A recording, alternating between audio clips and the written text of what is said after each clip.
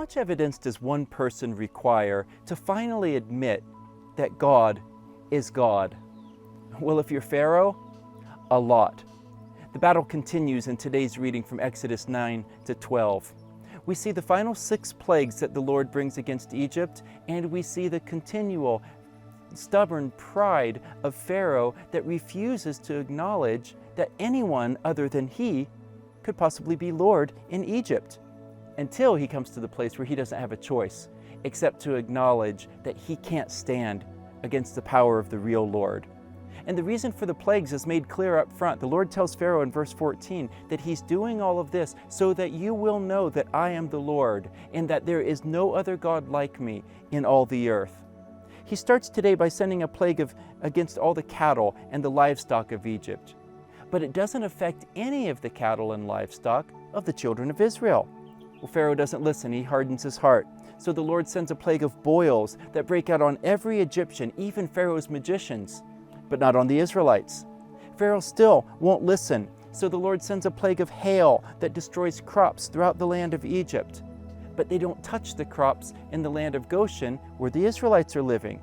So Pharaoh comes this time with a fake repentance to Moses. Moses prays, the hail stops, Pharaoh hardens his heart again. The Lord warns him that if this continues, he's going to bring a plague of locusts that would destroy everything that the hail hadn't destroyed. And Pharaoh's servants now say to him, just let these people go before all of us die.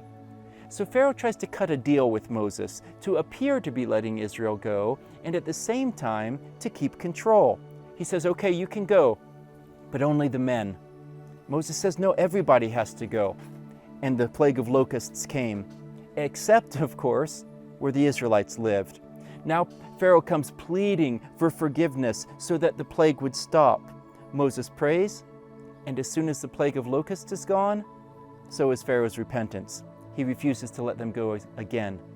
The Lord brings darkness on the land. It covers the whole land of Egypt for 3 entire days. It was so dark that people couldn't even see one another right in front of them, except in Goshen. The Israelites had light in their homes. This time Pharaoh says, okay, you can go, but leave your flocks and your herds behind. Moses says, no, we need them for sacrifices. And Pharaoh gets really angry and he says, just get out. And if I ever see your face again, you're going to die. And Moses tells him that the Lord's going to bring one final plague, that he's going to kill all of the firstborn sons in Egypt. But every firstborn son of Israel will live because they're the people of God, the true God. And the Lord tells Israel, get ready to leave. He says in chapter 12, verse 12, on this night I will execute judgment against all the gods of Egypt. But you will be saved from this plague when I see the blood of the Lamb on the doorposts of your homes.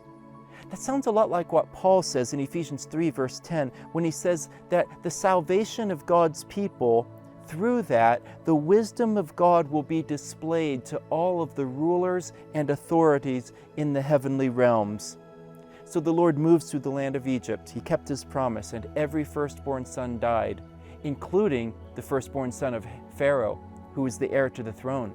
And now Pharaoh finally gives in. He says to Moses, just go, take everything and just go. But bless me as you go.